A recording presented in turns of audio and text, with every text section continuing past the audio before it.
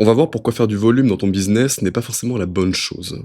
D'accord? Parce que tu es un bon entrepreneur en devenir et tu écoutes par conséquent les bons conseils que tu trouves sur internet. Donc ça fait des mois que tu fais du volume, que tu postes peut-être beaucoup de contenu que tu as repris, que tu postes beaucoup de réels, que tu fais beaucoup de sites e-commerce, qu'importe le volume que tu fais dans quel domaine, en vrai on s'en fout, tu fais du volume.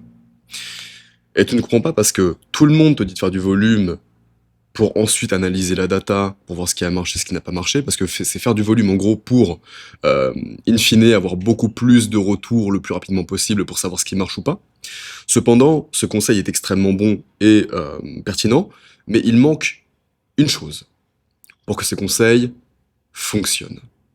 Et c'est pour ça que je vois ou que l'on voit, nous, hein, même, enfin, toi, tu le vois également, on voit beaucoup de personnes faire beaucoup de volume dans leur business, mais on dirait qu'ils n'apprennent pas vraiment parce que où sont les résultats? Foncièrement, il y a beaucoup de personnes pour qui ça ne marche pas de faire du volume. Et c'est tout le sujet de la vidéo. Aujourd'hui, on va parler de neuroplasticité. Et on va commencer avec un exemple qui est le mien. Je fais des sports de combat depuis que j'ai 12 ans. Des sports de combat, donc des sports de contact, de percussion. Donc sport de percussion, c'est le striking, c'est les sports où tu tapes, d'accord? Tu tapes.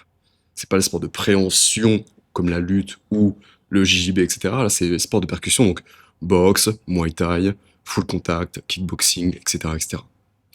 Moi, j'ai fait absolument toutes les boxes, quasiment. J'ai fait full contact, kickboxing, muay thai, boxe anglaise, et puis c'est tout, ouais, c'est tout. Et au bout d'un moment, j'ai voulu commencer le MMA. Donc dans le MMA, c'est les arts martiaux mixtes. Donc arts martiaux mixtes dit qu'il y a tous les sports de combat, à peu près, dans ces disciplines. Il y a donc les sports de préhension avec lesquels je n'étais pas familier. Et par conséquent, comme je suis un amoureux du challenge et que je suis un amoureux des sports de combat, j'ai voulu me mettre à fond dans la MMA. Donc je m'entraînais 2 fois par jour pour la MMA avec pour objectif de faire un combat, ok? Et mes forces, c'était de travailler sur la longue distance, sur les percussions de loin, pour garder mes adversaires à distance. Et mes partenaires à l'entraînement, c'est comme ça qu'on dit, ok? Et ensuite, travailler peut-être mes défenses de takedown pour ne pas être amené au sol, parce que c'était mon point faible. Cependant, il fallait quand même que j'apprenne à mettre des takedowns, il fallait que j'apprenne à mettre des gens au sol, il fallait que j'apprenne à faire des soumissions, etc., etc. Et donc, pendant des mois et des mois, je faisais des takedowns, d'accord, durant les sparring, durant les cours, etc. Mais je n'arrivais pas à progresser. Et pourtant, je faisais du volume en takedown. J'en faisais beaucoup, beaucoup, beaucoup, genre tous les jours, littéralement.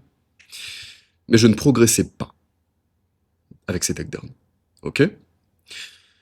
Et le jour où je me suis dit, gros, fais un effort, mets de l'intention dans ces putains de takedowns. Mets une intention cette semaine, et tu te dis cette semaine, j'apprends pour de vrai le genou-pied. Le genou-pied, c'est un mouvement en lutte pour amener ton adversaire au sol. Par conséquent, qu'est-ce que j'ai fait?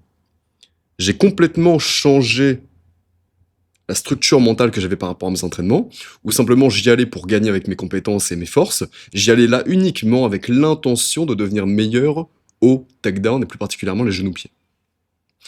Et ce qui s'est passé, c'est que j'ai fait du volume pendant des mois, je n'ai pas progressé. Et une fois que j'ai mis l'intention de progresser sur le genou-pied, et ben là, avec beaucoup moins de volume, j'ai progressé. Parce que j'avais l'intention donnée de progresser dans ce domaine donné. D'accord? Et c'est comme ça que ça se passe, l'apprentissage. D'accord? Tu ne vas pas apprendre quoi que ce soit en ne faisant que du volume. Il faut que lorsque tu fais du volume, que tu mettes une intention. Lorsqu'on te dit de faire 100 cold calls par jour pour commencer à traiter tes premiers clients, c'est pas faire 100 cold calls en ne mettant aucune intention. Faut que tu te dises, pardon, qu'aujourd'hui, je vais travailler peut-être mon hook. Parce que tu as senti que sur les précédents calls, ton hook, je sais pas, 80% des gens te disaient, ouais, non, nique ta mère, je vais pas te parler. Sur l'autre séance, il faut peut-être travailler ta persuasion. J'ai jamais fait de cold call, hein, donc je te dis n'importe quoi là. Ta persuasion à partir de 30 secondes du call. J'en sais rien, tu vois, mais tu comprends l'idée. C'est mettre une intention avant chaque séance. Parce que c'est que comme ça que tu vas vraiment apprendre. Il faut savoir qu'en neuroplasticité, le cerveau, lui, apprend avec du coup intention et dans la difficulté. Et lorsque tu répètes simplement des choses bêtement, tu ne te mets pas dans la difficulté. Par exemple, j'ai commencé l'e-commerce, euh, c'est mon premier business, et je faisais enfin, pas tout le temps, mais je faisais entre un, ouais, grand minimum un, 2 en général, et parfois 3 shops par jour que je lançais, d'accord? Donc c'était beaucoup de travail, il y avait pas l'IA à l'époque, hein. Sauf que, qu'est-ce que ça m'a fait faire? Beaucoup de volume, d'accord? Sauf que sur, je sais pas, 400 sites peut-être, 500, eh bien, il y en a que 10 qui ont vraiment marché. Imagine si j'avais mis une intention à chaque fois que je crée un nouveau site ou à chaque nouvelle journée. Si j'avais vraiment analysé pour de vrai ce qui n'allait pas et ce qui allait bien. Et si j'avais pas répété bêtement ce qu'on me disait de faire, c'est-à-dire du volume, du volume, du volume, bah peut-être que j'aurais réussi beaucoup plus vite et que j'aurais été bien meilleur en e-commerce, par exemple. Donc toi, faut que tu l'appliques dans tous les domaines de ta vie. Dans le sport, d'accord, que ce soit la musculation, les sports de combat, qu'importe, dans la course à pied. Pourquoi est-ce qu'il y a des personnes qui, en 10 ans, ne prennent pas de muscles et d'autres personnes, en 3 ans, explosent? Parce qu'ils y vont avec une intention. Pas simplement avec l'idée de y aller pour y aller et de faire pour faire. Il faut le faire avec une intention donnée et avec un objectif réel. D'accord? Dans ton business, c'est pareil. Ne poste pas 5 réels par jour pour simplement poster, pour gagner à la loterie. Poste 5 réels avec une intention. C'est quoi ton intention lorsque tu postes aujourd'hui? Ok? C'est quoi ton intention aujourd'hui en postant ta vidéo YouTube? Pourquoi est-ce que tu l'as fait? Pourquoi est-ce que tu posterais une vidéo par jour sur YouTube? Uniquement pour volume. Mets une intention. Devenir meilleur dans quoi? Partager quoi? Pourquoi? D'accord? Moi, mon but avec cette vidéo, elle est extrêmement... comment est-ce qu'on dit? Je pense à moi avec ces vidéos, c'est que je suis en train d'étudier la neuroplasticité, d'accord? C'est un sujet qui m'intéresse et j'apprends tous les jours. D'ailleurs, c'est même un sujet important en business, hein, peut-être que j'en parlerai dans d'autres vidéos, mais il faut absolument apprendre tous les jours, d'accord? Tu ne peux pas devenir expert de je ne sais quoi si tu t'amuses à simplement répéter des choses que tu entends sur Internet sans jamais vraiment étudier. Moi, tous les jours, j'ai au minimum 1 heure d'apprentissage avec des protocoles, des exercices, des vidéos à regarder. Bref, tout ça, c'est l'IA qui me l'a fait. Mais j'ai une vraie structure de cours, tu vois, je vais à l'école tous les jours. Et donc, le fait de partager cette vidéo a pour but, moi, de devenir meilleur dans ce domaine-là qu'est la neuroplasticité, pour devenir meilleur dans le fait de le raconter par la suite, parce que là, ce que je suis en train de te partager, c'est ce que j'ai appris, c'est ce que j'ai conscientisé, d'accord, cette semaine. Parce que cette semaine, j'ai un gros focus sur la neuroplasticité. Et sur le pourquoi du comment est-ce que ça marche, pourquoi est-ce que l'intention donnée est extrêmement, et même pas extrêmement, c'est juste obligatoire pour performer. Et du coup, je me suis rendu compte que dans le passé, j'étais un mec du hard work, etc., tu vois, du hustle, et que je faisais beaucoup de volume, mais pour rien. Et la raison donnée, c'est qu'il n'y avait pas d'intention. Et quand j'ai pris les choses où j'ai beaucoup progressé rapidement, les sports de combat, j'avais une intention de devenir très bon au striking, et donc je regardais beaucoup de combattants et j'imitais leur style, tu vois. Donc je mettais vraiment une grosse attention dans apprendre le jab, dans apprendre le hook, etc. Donc je devenais bon très rapidement. Et avec la lutte, ça ne s'est pas fait parce que je le faisais simplement de manière robotique. D'accord? Et bref. Du coup là, je conscientise tout ça.